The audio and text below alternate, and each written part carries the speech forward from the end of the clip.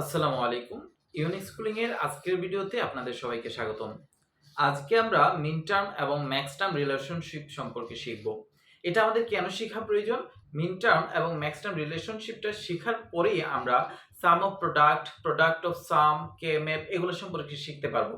তো আমাদের যদি এই সম্পর্কে মিন টার্ম এবং ম্যাক্স টার্ম সম্পর্কে যদি ধারণা না থাকে, তো সামনে আমরা যখন কেএমএফ এপ্লাই করতে যাব, তখনই আমরা বারবার প্রশ্নবিদ্ধ হতে থাকবো কিভাবে কি হলো এই জিনিসগুলো আমরা বুঝতে পারবো না। তো মিন টার্ম এবং ম্যাক্স টার্ম শিখবো। তো মিন টার্মে মূলত পক্ষে আমাদেরকে বোঝাচ্ছে হচ্ছে প্রোডাক্ট টার্ম, আর ম্যাক্স টার্মটা মূলত পক্ষে আমাদেরকে বোঝাচ্ছে সাম টার্ম।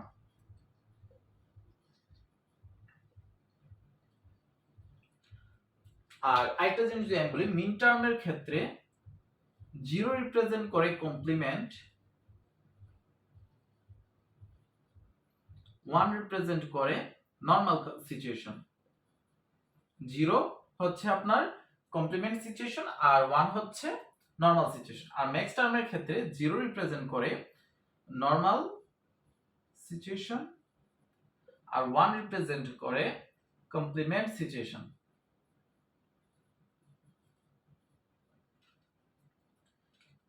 তাহলে এই ক্ষেত্রে আমরা যদি আগে ইনপুটগুলো একটু লিখি এখানে,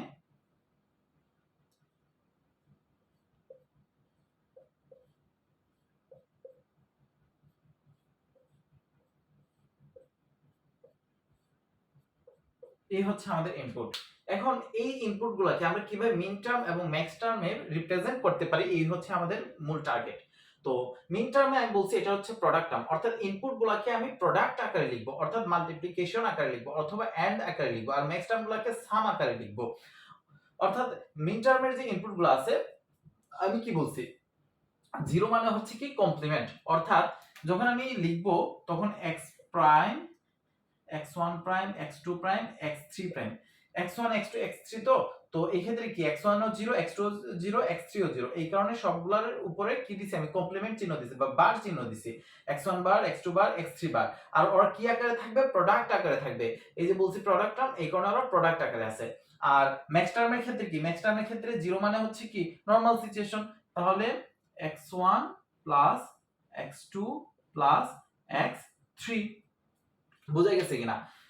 মিন টার্মের ক্ষেত্রে 0 হচ্ছে কমপ্লিমেন্ট সিচুয়েশন, আর ম্যাক্স টার্মের ক্ষেত্রে 0 হচ্ছে নরমাল সিচুয়েশন। এই কারণে এখানে আর কোনো বার চিহ্ন আমি দেই নাই। তাহলে এটার জন্য কি হবে আমার?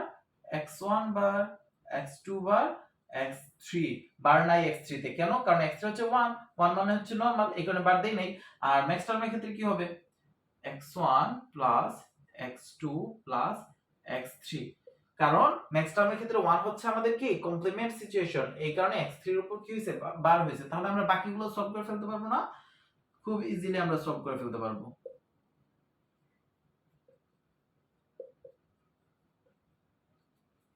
তো এইরকমই হওয়ার কথা।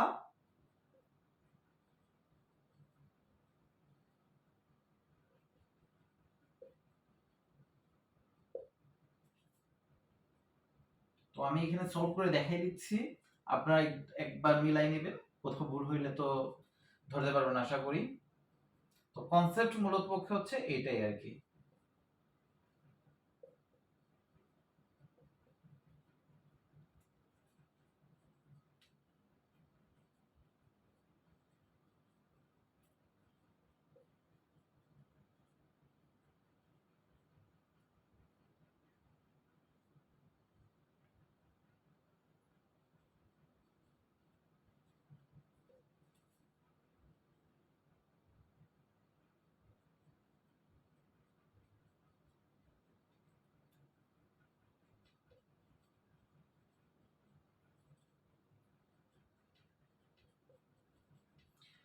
এই হচ্ছে আমাদের ট্রুথ টেবিল। ট্রুথ টেবিল কি বলে? মিন টার্ম এবং ম্যাক্স টার্মের যে রিপ্রেজেন্টেশন আছে এটা। তো এইগুলাই ইউজ করে আমরা সামনে এসওপি পড়বো, সাম অফ প্রোডাক্ট পড়বো, তারপর পিওএস পড়বো, তারপর এগুলাকে আমরা অ্যাপ্লাই করে কেএমএফ শিখবো, কেএমএফ এর ইকুয়েশন সলভ করা শিখবো, সিম্পলিফিকেশন শিখবো। তো এই হচ্ছে আমাদের মূলত পক্ষে মিন টার্ম এবং ম্যাক্স টার্মের আলোচনা। তো সামনে ইনশাআল্লাহ আমরা এসওপি সম্পর্কে আলোচনা করব। ধন্যবাদ।